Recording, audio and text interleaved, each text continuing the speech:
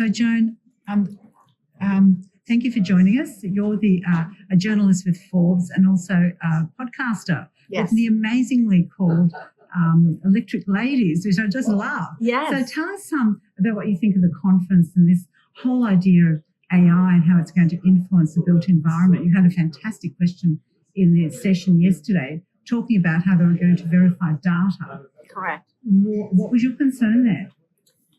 So, first of all, thank you very much, and thank you for this opportunity. My show is called Electric Ladies Podcast, and I write for Forbes, which is really terrific. I cover the intersection of women, innovation, and energy sustainability and climate. And what I focus on is just the fact that women, the work that women are doing, the leadership role that women take, and the way that they innovate in particular. But my question yesterday to Nicholas and Julien in particular, and I've raised this in a few other sessions, is the Trump administration has canceled contracts collecting science, climate data, infrastructure data, geospatial data, etc. They've canceled a bunch of they've killed a bunch of departments. They've just literally stopped collecting data on so many things, from NASA to whatever.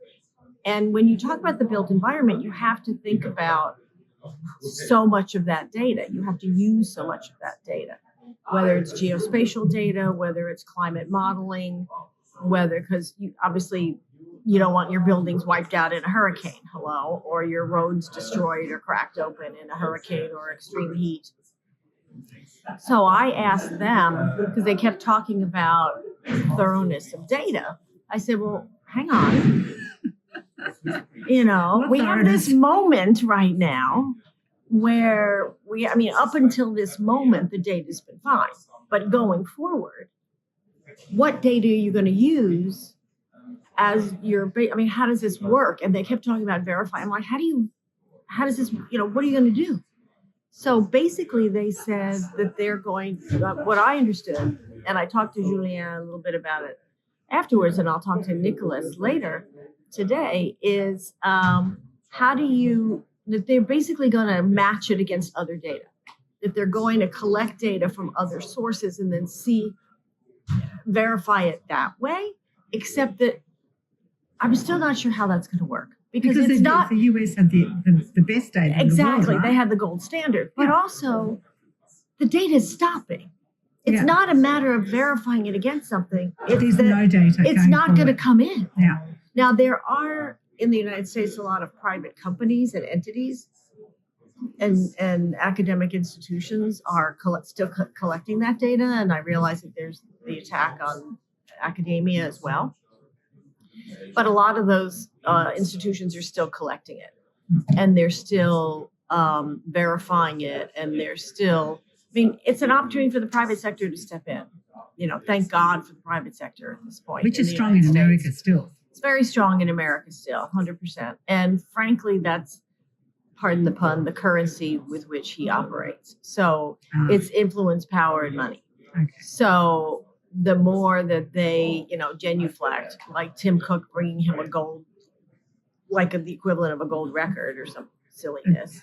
Gold bar. Whatever the hell it was. Yeah. But it's, as I know Rick Stengel, who was managing editor of Time Magazine and head of USIA, the Information Agency under Obama, said the other day on TV, look, if genuflecting gets you to a peace treaty or a deal, then you're going to do it, right?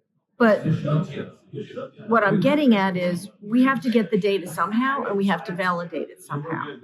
The other question that I asked was, how are they taking account of sustainability and climate change in the systems and the infrastructure of their data and the infrastructure of their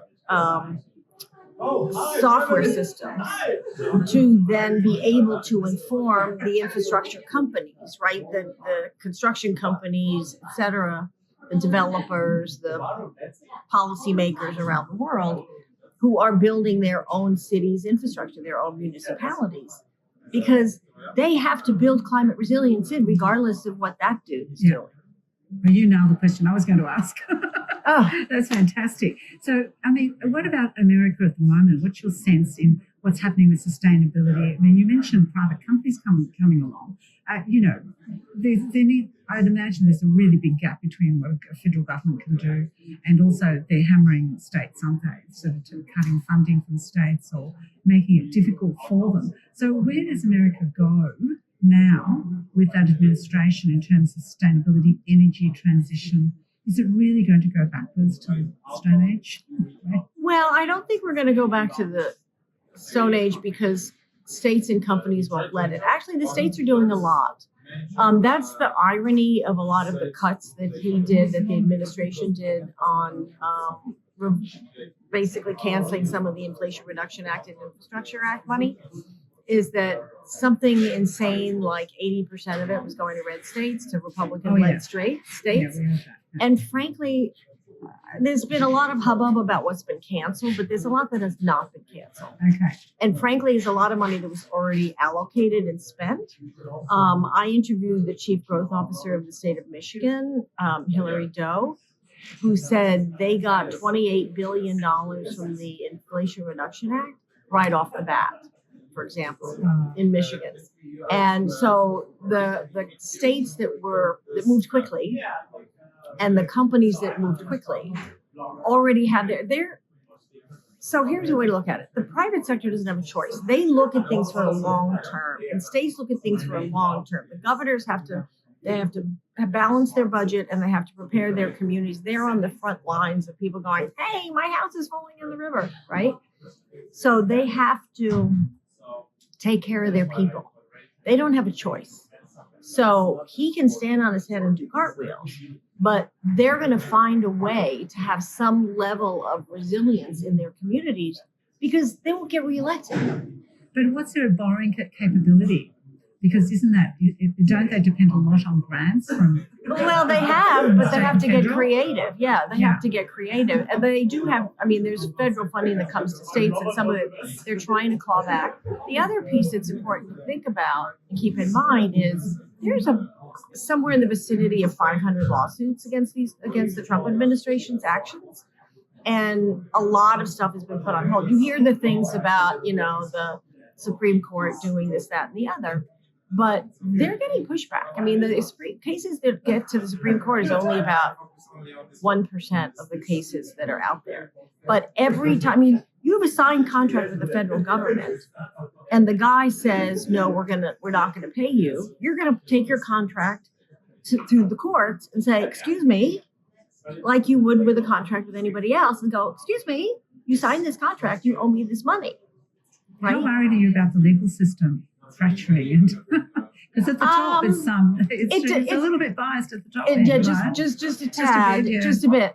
Well, I have to have faith in it. I actually have a lot of faith in the state and locals. A lot of the what's going to save us right now are the state and locals.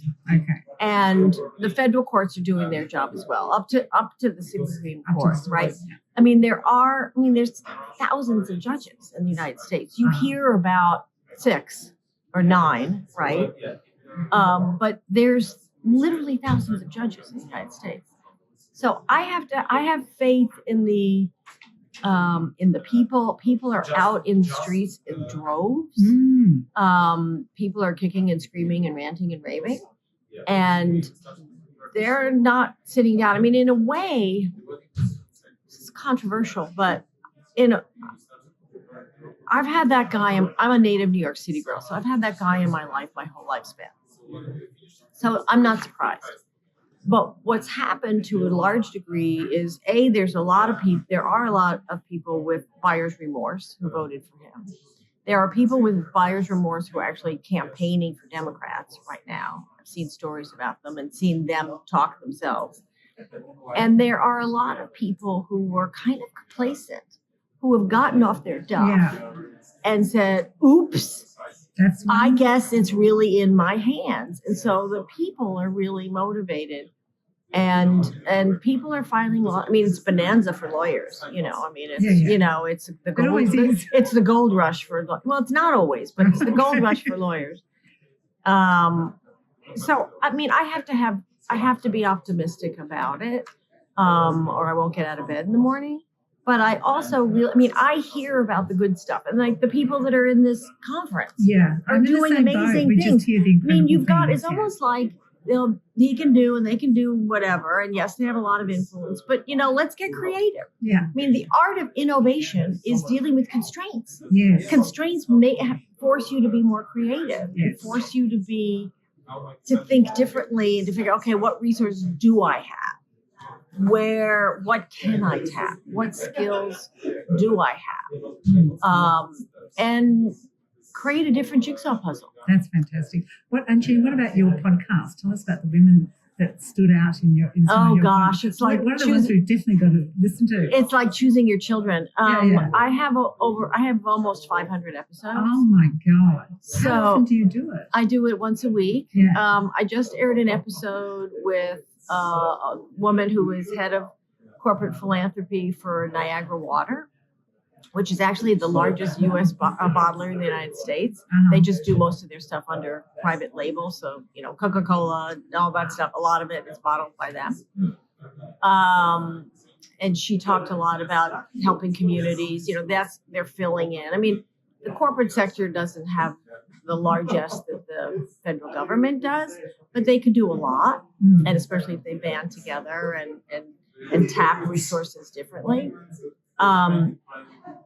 I had a woman from Israel who is reinventing the venture capital model to serve social impact more and women entrepreneurs more, because women only get 2% of venture capital. I mean, think about that. Yeah. Men get 98% of venture capital. We know that. Yeah, we know that men like to give each other money. Don't get me started on that one. No. And it's ironic because women actually generate more results, but we won't go there. I've had the former finance minister of Ukraine. We talked about ESG reporting and rebuilding Ukraine and integrating, speaking of the built environment, sustainable practices and climate resilience into the rebuild of Ukraine, among other things.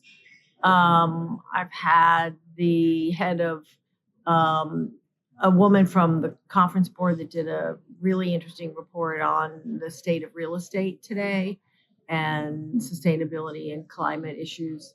I get people. You get a global perspective. I get global. I get every sector, from fashion to electric vehicles to energy technologies, geothermal, policy, reporting.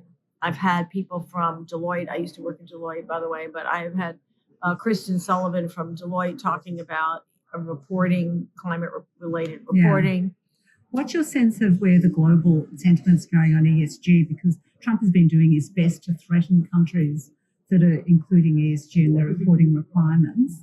What's your sense where that's going? They're just changing the names. Are they? That's good. Good to hear. Because they have to take care of their own people. Yeah. And they have to answer to their own people. Yeah. So if they have to call it purple spaghetti, they don't care.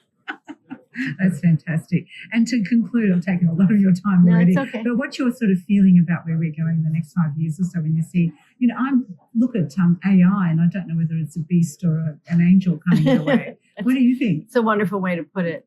Leave it to the Aussies to put it in beautiful terms. It's a tool. AI is a tool, and it's up to the human spirit and the human intellect to use it, to figure out how to use it. Until it gets smarter than us? Well, I don't think it's smart. So here's my problem with AI is it's garbage in, garbage out. It works with a large language model, which means information that humans put into it. So, for example, my editors have told us not to put, like if we're editing a story or we're looking for a headline, not to put our story in ChatGPT or Gemini or any of those. And it's not what you think. It's not only because it's a copyright risk for us. We own our own copyright. because I'm not on staff, I'm a contributor. But it's more that when you publish it, the SEO systems will consider it generated by ChatGPT, not by you. Yeah, you've lost control of it. Yeah. Well, it's not just you've lost control or ownership of it. It's that it's not going to review it the same way as it would, and they won't attribute it to you. They won't attribute it to a human. They'll attribute it to a computer. They take it. Yeah, they're taking it. Well, but it's not only that they're taking it; it's that they're not going to read it. Right. They're not like SEO picks up keywords and sends you here, sends you there, and has you show up here, has you show up there. It won't do that in the same way because it'll perceive it as generated by the computer, not by a human. Does that mean it can't identify hierarchies of reliable information? So does it kind of? I don't know. I don't know that. I don't know that. It's a matter of like when you put in, your name and things come up. Unless it's reading it properly, it won't necessarily attribute it to you. Yeah, okay. Right? And it won't have it show up in search engines in the right, where it deserves to be, rightfully, because it'll be sidelined as if it's, that's just gobbledygook from a computer, right? Yeah. And I'm paraphrasing, obviously. Yeah. But the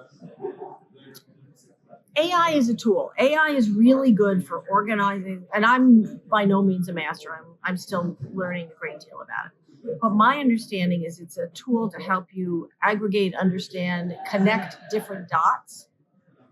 But it's not human creativity. We were last night at this gorgeous space, Fabrica something. I have to look up Fabrique de Lumière. And they had Vermeer and actually all Vermeer and Monet paintings being blasted on the walls and moving and blending. That's the human spirit. Yeah. AI can't do that. No. Right? I mean, I remember when Tom Stoppard won the Tony Award. He said, and by the way, ChatGPT could not have written this play. Right? It doesn't bring our experience. It doesn't bring our knowledge. It doesn't bring our ethos. It doesn't bring, each of us has a unique life, a unique experience, a unique way of looking at things. That's key. And AI doesn't bring that. It brings other things. Yeah. And it might help you, like give you a word that helps you come up with a better headline or another plot line for your novel. But it's not gonna. If it wrote a novel, it'd be kind of boring. Yeah, because it's taking from the past. Exactly. It's not taking from the future. That's right. Exactly. It's not creating anything new, and it's only regurgitating what's already in the system. That's exciting to hear that. Well, that's my take on it, but it's a tremendous tool for organizing data, for the medical system, for finding. I mean, I know people, and I've heard stories of people who are dealing with some kind of creepy set of symptoms and the doctors were unable to find it and they put it in ChatGPT or whatever. So it's convenient. Because it took information that's everything out there. And of course, medical technology, the human body is extraordinary, right? So, and complicated. And that's where it's really useful. And it's great for organizing information and finding patterns and things like that. But it's not, to me, it's not creativity. It's not the human creative spirit. No, good. So as long as we can continue treating it as a tool, we'll be fine. Jean, thank you very much. We can't be intimidated by it. No. Yes. Jean, thank you very much. That was fantastic. Thank you. Joan Michelson from Electric Ladies. Yes, it's Joan Michelson. Oh, sorry. Say that again. Thank you very much. Joan Michelson from Electric Ladies. Thank you. Oh, thank you, Tina. I appreciate it. Much appreciated. Thank you so Lovely much. to meet you.